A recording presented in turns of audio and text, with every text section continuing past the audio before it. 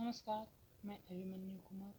पाठ्य पुस्तक गोधूली, कक्षा 10,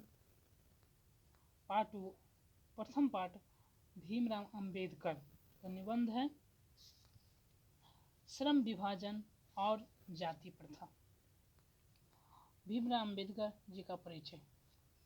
बाबा साहेब भीमराव अंबेडकर का जन्म 14 अप्रैल 1891 ईस्वी में महू, मध्य प्रदेश में एक दलित परिवार में हुआ था। मानव मुक्ति के पुरोधा बाबा साहेब अपने समय के सबसे सुपठित जनों में से एक थे।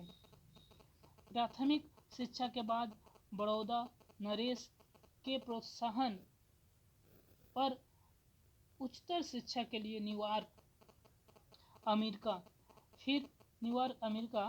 फिर वहां से लंदन, इंग्लैंड गए।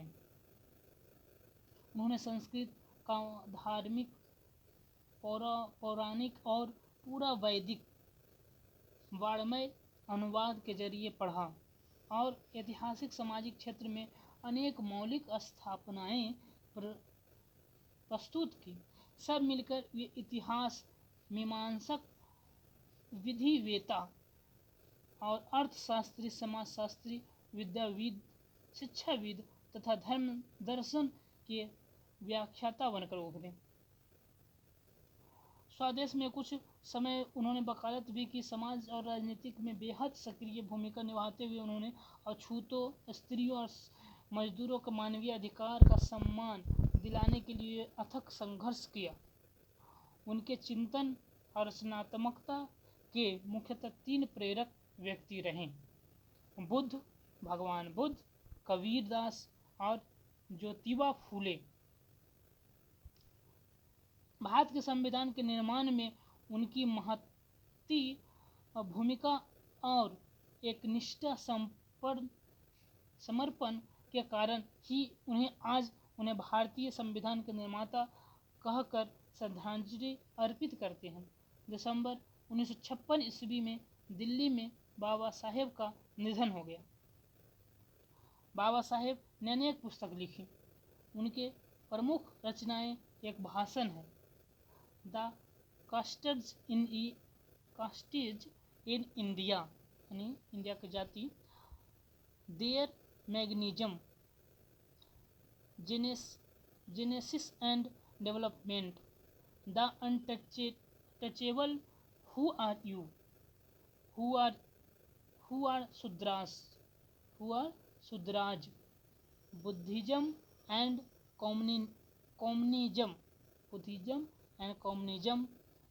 Buddha and is Dhamma, thoughts on linguistic states, the right and fall of the Hindu women, annihilation of caste आदि। हिंदी में उनका संपूर्ण वाङ्मय भारत सरकार के कल्याण मंत्रालय से बाबा साहब अंबेडकर संपूर्ण वाङ्मय नाम से 21 खंडों में प्रकाशित हो चुकी है। यह प्रस्तुत पाठ बाबा साहेब के विख्यात भाषण एलिहेशन ऑफ कास्ट के ललई सिंह यादव द्वारा की गई हिंदी रूपांतर जाति भेद का उच्छेद से किंचित संपादन के साथ लिया गया है। यह भाषण जाति पाति तोड़क मंडल, लाहौर के वार्षिक सम्मेलन 1936 ईस्वी के अध्यक्षीय भाषण के रूप में तैयार किया गया था, परंतु क्रांतिकारी दृष्टि से आयोजकों की पूर्णतः सहमति न बन पाने के कारण यह सम्मेलन स्थगित हो गया और यह पढ़ा न जा सका था। बाद में बाबा साहेब इस स्वतंत्र पुस्तक का रूप दिया और प्रस्तुत आलेख में वे भारतीय समाज के श्रम विभाजन के नाम पर मध्ययुगीन अवशिष्ट संस्कारों का रूप में बरकरार जाति प्रथा पर मानवीयता,